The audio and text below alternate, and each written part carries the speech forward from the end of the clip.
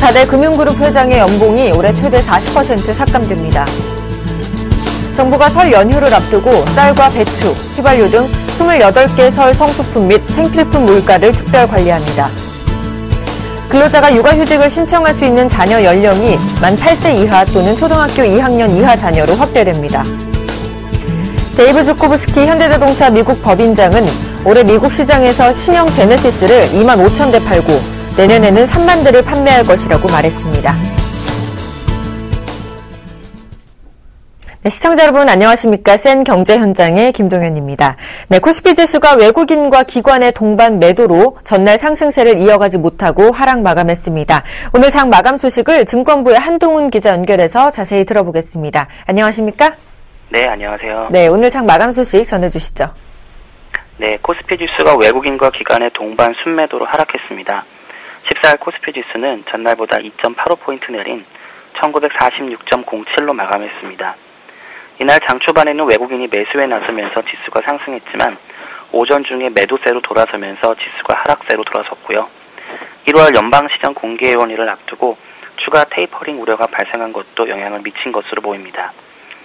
개인이 이날 658억 원 순매수했지만 외국인이 308억 원, 기관이 536억 원 순매도하면서 지수를 끌어내렸습니다. 업종별로는 건설업이 1.75% 떨어졌고 은행, 유통업, 보험 등이 하락한 반면 전기전자, 운송장비 등은 올랐습니다. 시가총액 상위 종목에서는 신한지주, KB금융, 삼성생명 등 금융주가 약세를 보였고 현대차, 삼성전자 등은 올랐습니다. 이날 코스닥 지수는 2.85포인트 내린 512.27로 마감했습니다. 서울 외환시장에서 원달러 환율은 전날보다 2.4원 오른 1059.1원으로 장을 마쳤습니다. 네, 그리고 최근 엔화 약세가 진정되면서 국내 대표 수출주들은 오름세를 보이고 있다고 하죠. 네, 지난해 11월부터 시작된 엔화 약세가 최근 진정되면서 코스피 지수 상승에 대한 기대감이 커지고 있는데요. 특히 삼성전자와 현대차 등 국내 대표주의 주가 할인 요인으로 작용했던 엔화 약세가 진정되면서 시장의 하방 경직성이 견고해질 것으로 전망됩니다. 오늘 삼성전자는 유가증권 시장에서 전날보다 1.39% 오른 131만 3천 원의 거래를 마치면서 이틀 연속 상승했는데요. 올해 들어 연이어 상승한 것은 이번이 처음입니다. 최근 지속되던 하락세가 진정된 모습인데요. 현대차 역시 1.75% 오르면서 전날의 반등세를 이어갔고 SK하이닉스와 현대모비스도 각각 0.66%, 0.18% 상승하면서 국내 대표 수출주들이 오름세로 장을 마쳤습니다. 국내 증시를 대표하는 이들 기업이 동반 반등에 나선 것은 엔화 약세에 대한 우려감이 줄었기 때문입니다. 이날 일본 도쿄 외환시장에서 엔달러 환율은 장중 한때 달러당 102.86엔까지 내려갔습니다. 사흘 연속 하락세로 지난해 말 105.12엔을 고점으로 엔화 가치 하락세가 진정된 모습입니다. 전문가들은 엔화 약세에 베팅하는 투기성 자금이 줄어드는 데다 3월 결산을 앞두고 일본 기업들의 본국 송금이 늘어날 것을 전망하면서 그동안 가파르게 진행되어 오던 엔화 약세 추이가 한풀 꺾일 것으로 해석했습니다. 전지원 키움증권연구원은 글로벌 금융시장의 엔화에 대한 투기적 매도 포지션 물량이 지난해 12월을 고점으로 청산 조짐을 보이고 있다며 최근 미국 경기지표가 시장 기대치에 미치지 못하면서 양적 완화 축소 규모를 늘릴 가능성이 낮아졌고 이에 따라 달러화 강세가 진정되고 있기 때문이라고 설명했습니다. 이어 3월 결산을 앞둔 일본 금융기관들이 본국 송금을 늘리고 있는 데다 4월부터는 소비세 인상에 따른 소비 감소로 시중 통화량이 줄어들어 엔화 약세 흐름이 상반기까지는 다소 진정된 모습을 이어갈 것이라고 전망했습니다.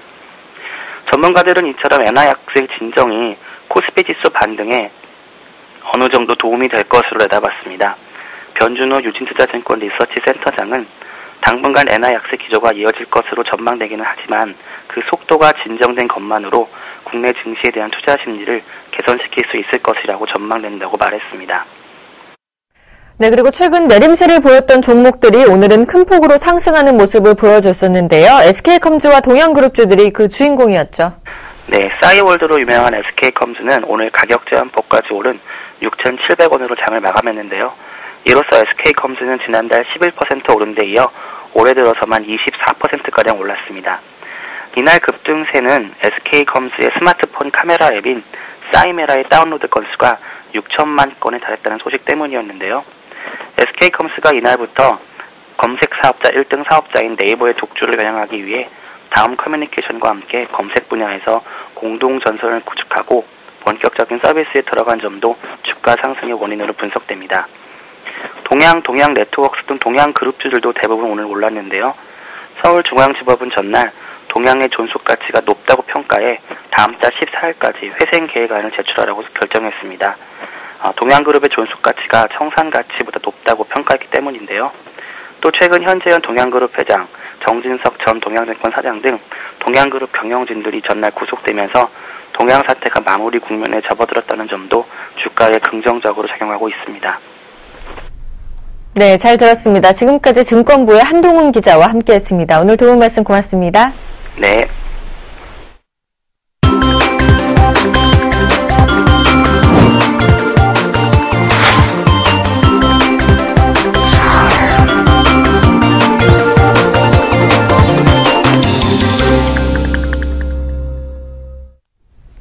오늘의 주요 뉴스입니다. 4대 금융그룹 회장의 연봉이 올해 최대 40% 삭감됩니다. KB금융과 신한금융, 우리금융, 하나금융 회장 연봉을 지난해보다 30에서 40% 줄이겠다는 입장을 최근 금융감독원에 전달했습니다. 4대 금융회장의 평균 연봉은 20억에서 30억 원 수준으로 연봉이 삭감되면 평균 15억 원 수준으로 줄어듭니다. 퇴직하는 4대 금융회장에 대한 과도한 성과급 지급도 사실상 어렵게 됐고 은행과 증권, 카드, 보험사, 최고 경영자와 임원의 연봉도 다소 줄어들 것으로 예상됩니다. 정부가 설 연휴를 앞두고 쌀과 배추, 휘발유 등 28개 설 성수품 및 생필품 물가를 특별 관리합니다. 정부는 오늘 국무회의에서 설 민생안정 대책을 확정하고 28개 품목에 대해 매일 물가를 조사하기로 했습니다. 설 전후에 중소기업의 자금 여건을 원활하게 하는 차원에서 정책금융기관을 통해 16조 7천억 원의 자금도 공급합니다. 중소기업을 대상으로 부가가치세, 관세 납부 기한을 연장하고 환급금을 명절 전에 조기 지급하는 등의 대책도 함께 내놨습니다. 기획재정부 관계자는 설 성수품 및 생필품 물가를 적극적으로 관리하고 중소기업과 서민에 대한 지원을 강화할 것이라고 말했습니다. 근로자가 육아휴직을 신청할 수 있는 자녀 연령이 만 8세 이하 또는 초등학교 2학년 이하 자녀로 확대됩니다. 정부는 국무회의를 열어 남녀 고용평등과 일, 가정, 양립 지원에 관한 법률 개정안을 공포했습니다. 육아휴직 1개월 후부터는 고용센터에서 육아휴직 급여를 지원받을 수 있습니다. 육아휴직을 30일 이상 사용한 근로자는 휴직기간의 통상 임금의 40%를 받습니다. 이수영 고용노동부 고령사회인력심의관은 초등학교 저학년 자녀를 둔 근로자들에게 도움이 될 것으로 기대한다고 말했습니다. 데이브 주코브스키 현대자동차 미국 법인장은 올해 미국 시장에서 신형 제네시스를 2만 5천 대 팔고 내년에는 3만 대를 판매할 것이라고 말했습니다. 세계 4대 모터쇼로 꼽히는 디트로이트 모터쇼에서 현대차는 신형 제네시스를 처음 공개했습니다. 주코브스키 법인장은 제네시스는 현대차의 브랜드 파워를 고양시킨 차종으로 뛰어난 스타일과 최고의 주행 성능 등은 신차 기대감을 충분히 만족시킬 것이라고 강조했습니다. 현대차는 이번 모터쇼에서 19대의 차량을 전시하고 첨단 텔레매틱스 기술 시연 공간인 블루링크 체험존도 선보입니다. 포스코는 15일 임시이사회를 열어 최고 경영자 추천위원회를 구성하고 차기 회장 후보들의 적격성을 심사합니다.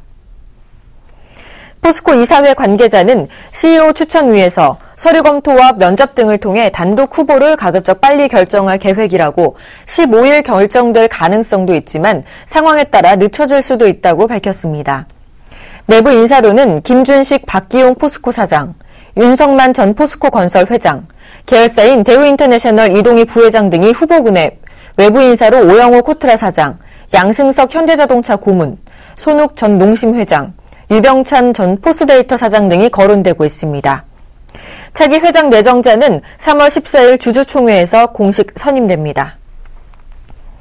지난해 수출액과 무역 수지가 사상 최대치를 기록했습니다. 관세청이 발표한 지난해 수출입 동향 확정치에 따르면 수출액은 전년보다 2.1% 늘어난 5,596억 달러, 수입액은 0.8% 줄어든 5,156억 달러를 나타냈습니다.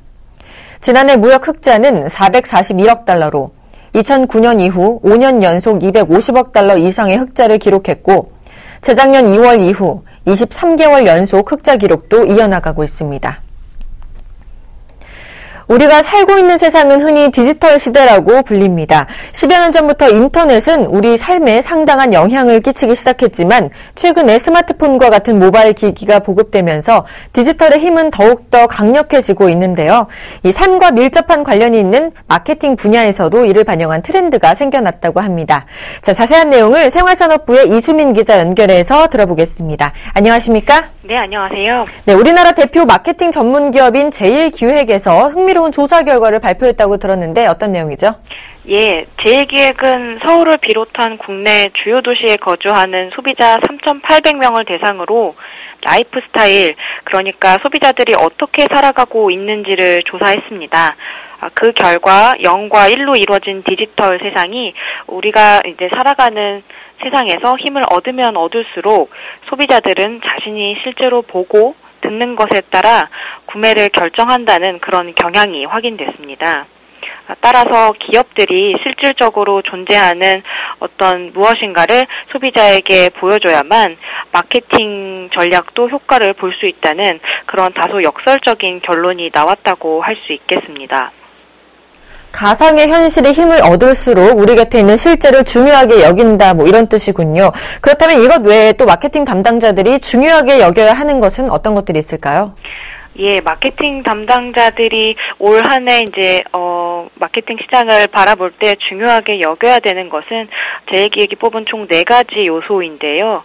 제일기획은 그 키워드 리얼이라는 것을 들어서 이를 설명했습니다. 그래서 우선 R은 이 리얼의 REAL 이렇게 4글자인데요.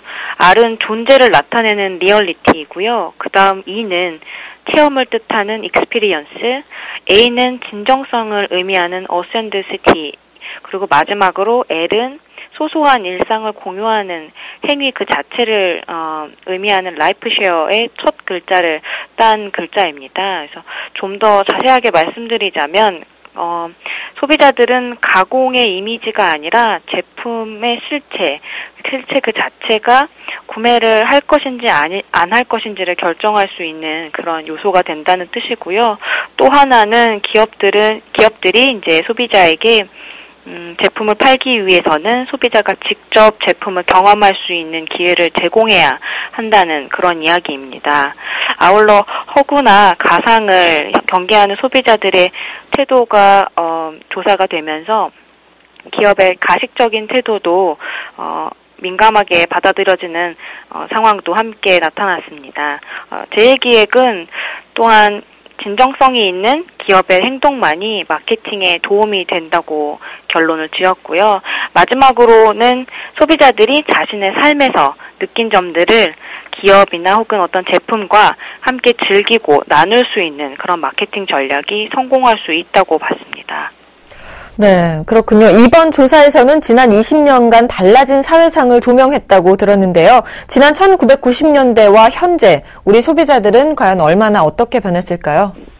예, 우선 20여 년이 지나면서 소비자들의 관심사가 상당히 변화했다고 할 수 있겠는데요. 1990년대만 해도 관심사는 정치였습니다. 하지만 지금은 경제로 완전히 바뀌었다고 말할 수 있겠습니다.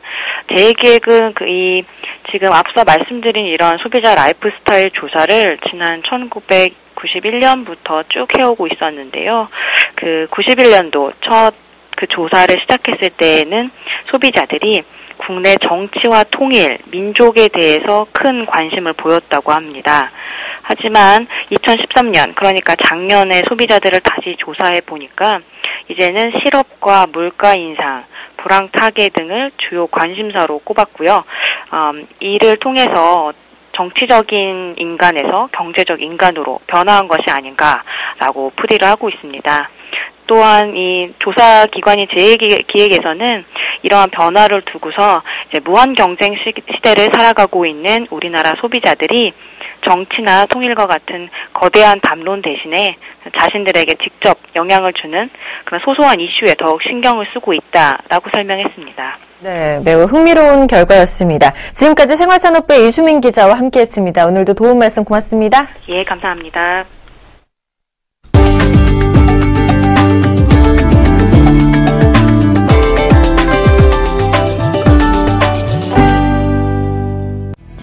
국내 완성차 업계의 지난해 미국 시장 수출액이 사상 최대치를 기록했습니다. 한국자동차 산업협회에 따르면 국내 완성차 업체들은 지난해 미국 시장 수출액이 120억 달러를 넘어선 것으로 전망됩니다. 지난해 1월부터 11월 수출액은 110억 달러로 사상 최대치를 기록했으며 12월 실적까지 합칠 경우 120억 달러를 초과할 것으로 보입니다. 이는 현대 기아차를 중심으로 국내 완성차 업체들이 가격이 높은 대형차 수출에서 두드러진 성과를 거둔 데 따른 것입니다. 지난해 미국 시장에서 현대 기아차의 대형차 4종 모델 판매량은 43,229대로 2012년보다 23.2% 증가했습니다. 삼성그룹이 올해 50조 원가량을 투자할 전망입니다. 이상훈 삼성전자 사장은 오늘 서울 플라자호텔에서 열린 30대 그룹 기획총괄 사장단 간담회 후 50조 원 정도 투자하느냐는 기자들의 질문에 그 정도라고 답했습니다. 이 사장은 고용 계획과 관련해서는 삼성이 가진 비중이 있기 때문에 지난해 수준으로 일단 계획은 잡아놨다고 덧붙였습니다. 삼성그룹은 지난해 49조 원대 투자 계획을 산업통상자원부에 제출한 바 있습니다. 유통업계가 설 선물 세트 배송을 앞두고 단기 아르바이트를 대거 모집합니다. 롯데백화점은 오늘 30일까지 진행할 설 선물 세트 행사 기간 동안 선물 배송, 상담, 상품 적재 등에 필요한 아르바이트 총 5,000명을 단기 채용합니다. 롯데백화점은 여성 배송원을 전체 배송 인력의 60% 이상으로 채용할 방침입니다. 현대백화점도 아르바이트 직원 4,300여 명을 모집해 선물 구매 접수, 상담 지원, 배송 업무를 시킬 예정입니다. 현대백화점도 상품 출연객이 대부분 여성인 점을 고려해 배송 아르바이트의 절반 이상을 여성으로 뽑습니다. 이마트는 2,600명, 롯데마트는 1,100여 명의 아르바이트를 고용할 계획입니다. 러시아 소치 동계올림픽 무선통신 분야 공식 후원사인 삼성전자는 올림픽 정보를 담은 스마트폰 앱인 소치 2014 와우를 출시했습니다. 이 앱은 소치 올림픽에 대한 정보 이외에도 응원 메시지 보내기, 세계 스포츠 팬과 실시간 대화 등의 기능을 제공합니다. 티모르 IOC 방송 마케팅 총괄 책임자는 삼성전자는 혁신적인 무선통신 기술로 올림픽의 성공적 운영에 핵심적 역할을 해왔다며 소치 올림픽에서도 와우 앱을 통해 세계 팬들에게 특별한 올림픽 경험을 선사할 것으로 기대한다고 말했습니다. 소치 2014 와우 앱은 삼성 앱스와 구글 플레이 스토어에서 무료로 이용할 수 있습니다. 자, 지금까지 센 경제 현장의 김동현이었습니다. 시청해주신 여러분 고맙습니다.